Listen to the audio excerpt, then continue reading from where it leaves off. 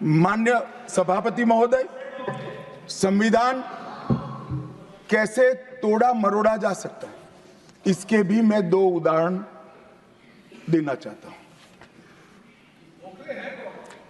हमारे सेना के जवान, सुरक्षा दलों के जवान, वो हमारी मातृभूमि की 1 इंच भूमि पर जान देने के लिए तैयार है। सैकड़ों हजारों लोग शहीद हुए 1 इंच भूमि के लिए।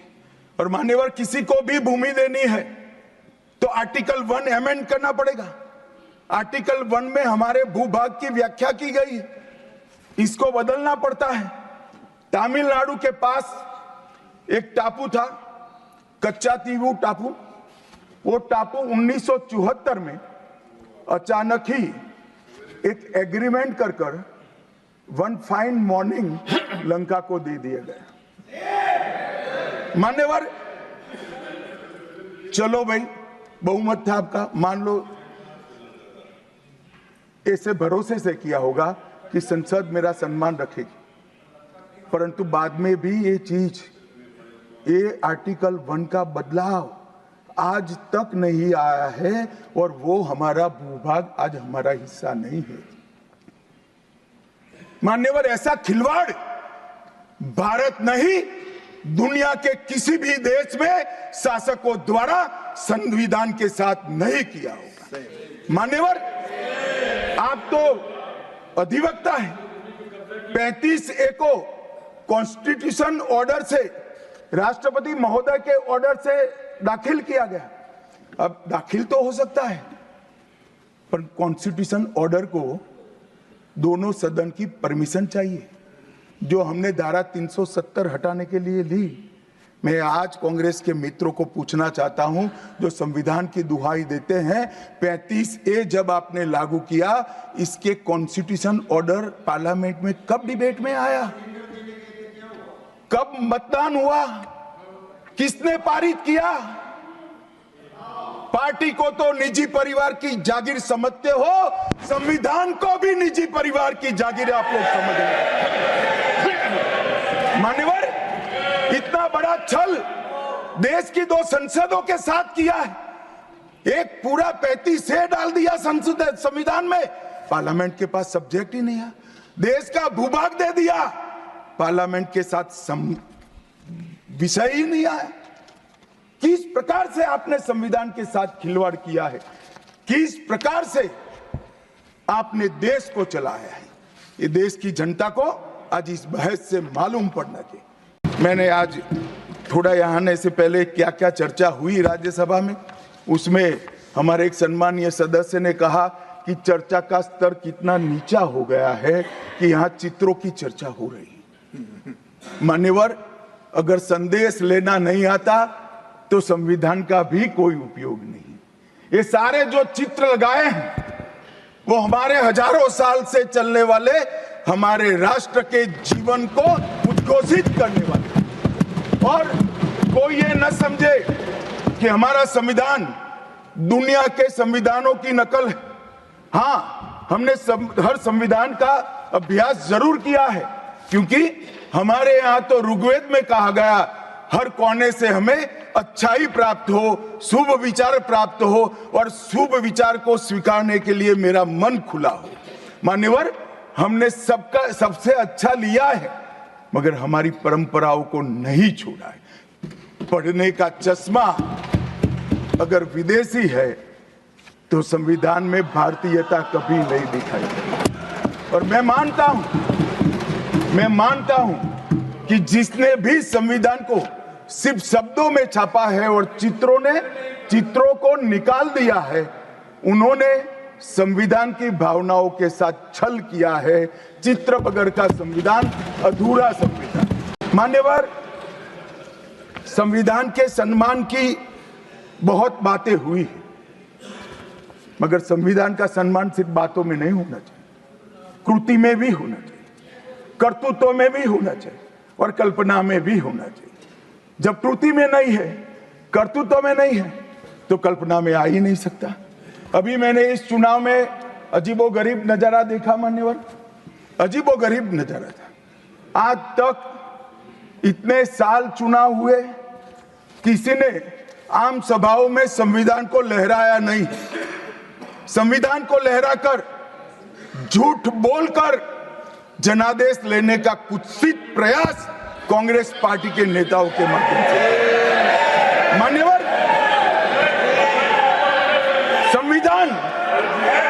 संविधान लहराने का मुद्दा नहीं है, संविधान बहकाने का मुद्दा नहीं है। संविधान विश्वास है, संविधान श्रद्धा है, संविधान को सम्मान करने का।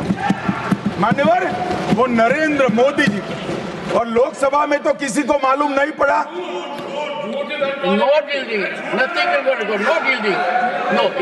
मान्यवर, लोकसभा में तो किसी को मालूम नहीं पड़ा, लोकसभा में तो किसी को मालूम नहीं पड़ा। जागरूकता थी। महाराष्ट्र में भी लहराने के अलावे बांटने गए तो एक पत्रकार के हाथ में भी आ गया। खोला तो मान्यवर पूरा कोरा था, अंदर कुछ लिखा ही नहीं था, प्रीएम्बल भी नहीं था। मान्यवर, इतना बड़ा छल। आपकी बात नहीं कर रहा मैं, ये तो पकड़े जाने के बाद तो सब लोग सुधर जाते हैं।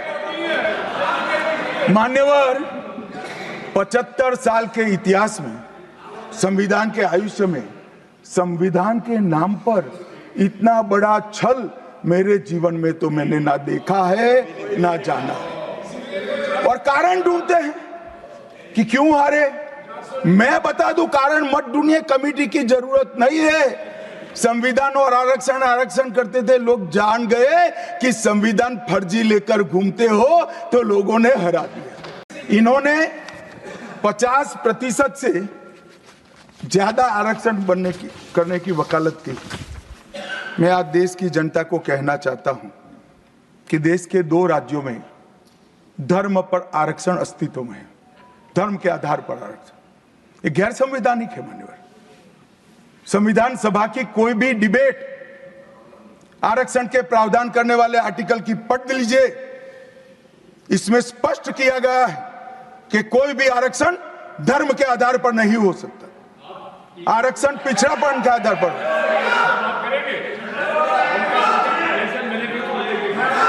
मान्यवर, मगर दोनों राज्यों में जब कांग्रेस की सरकार थी तब धर्म के आधार पर आरक्षण दिया। अब क्या हुआ है, सुप्रीम कोर्ट में रुक जाता है क्योंकि 50% की सीमा है। वो ओबीसी का कोई कल्याण नहीं चाहते हैं। 50% की सीमा बढ़ाकर मुसलमानों को आरक्षण देना चाहते हैं। मानिए, धर्म के आधार पर आरक्षण देना चाहते हैं। और मैं आज फिर से एक बार इस सदन में जिम्मेदारी तब के साथ कहता हूं, दोनों सदन में जब तक भाजपा का एक भी सदस्य है, धर्म के आधार पर आरक्षण हम नहीं होने देंगे। इस संविधान विरोधी। मान्यवर, यहां पर इलाहाबाद हाईकोर्ट ने इंदिरा गांधी जी के चुनाव को निरस्त कर दिया, अमान्य किया और उन्होंने संशोधन से प्रधानमंत्री पद की न्यायिक जांच पर भी प्रतिबंध लगा दिया। आपको जो करना है वो करो, कोई न्यायिक जांच नहीं है। ये अभी जो अधिकारों की गुहार लेकर घूमते हैं मेरे कम्युनिस्ट भाई, मैं उनको पूछना चाहता हूं, किसके साथ बैठे हो, किसके साथ बैठे हो? रात को अंधेरा कर अपनी आत्मा को टटोलना भैया, मालूम पड़ेगा। और ये संविधान संशोधन मान्यवर रिट्रोस्पेक्टिव इफेक्ट से किया गया कि पुराना भी मुकदमा है तो वो खारिज हो जाएगा। कभी ऐसा होता है? हमारे प्रधानमंत्री तो कहते हैं मैं प्रधानमंत्री नहीं हूं, प्रधान सेवक।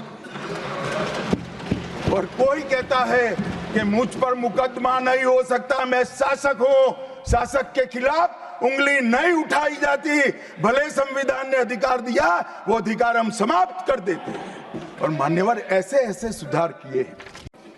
हमारे संविधान के directive of principle of state policies भाग 4 के अनुच्छेद 44 में एक एंट्री है जो कॉमन सिविल कोड की यूसीसी की बात करती है, क्योंकि हमारे संविधान का फैब्रिक पंथ निरपेक्ष है। हर जाति, हर धर्म, हर समुदाय के लोगों के लिए समान कानून होना चाहिए, इसका हमारा संविधान पक्षधर है। मान्यवर, ये यूसीसी क्यों नहीं आया? यूसीसी इसलिए नहीं आया कि संविधान सभा समाप्त होने के बाद, चुनाव होने के बाद, पहले प्रधानमंत्री जवाहरलाल नेहरू जी मुस्लिम पर्सनल लॉ लेकर आए और यूसीसी नहीं आया।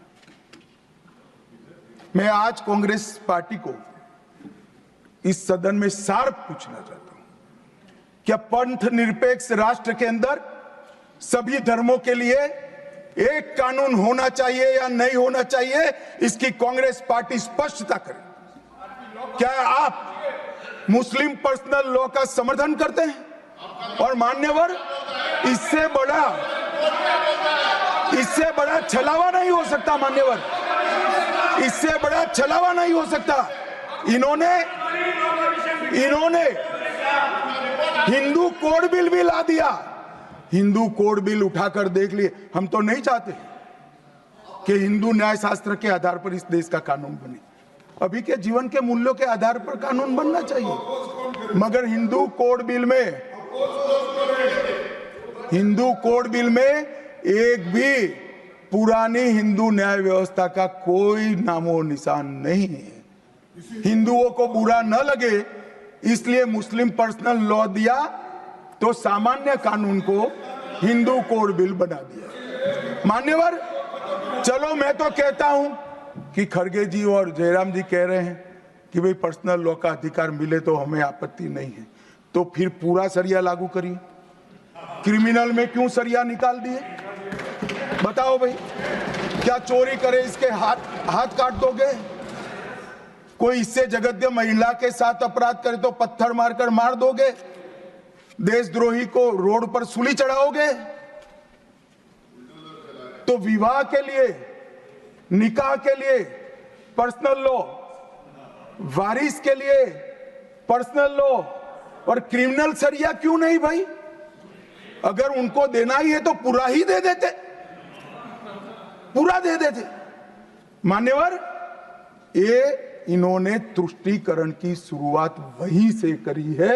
मुस्लिम पर्सनल लॉ इस देश में संविधान आने के बाद तुष्टीकरण की शुरुआत। आर्टिकल 14 और 15 का ये भंग है। Ambedkar ji, Lohia ji, K M Munshi, H V Kamath, ये सब ने इसका विरोध किया है।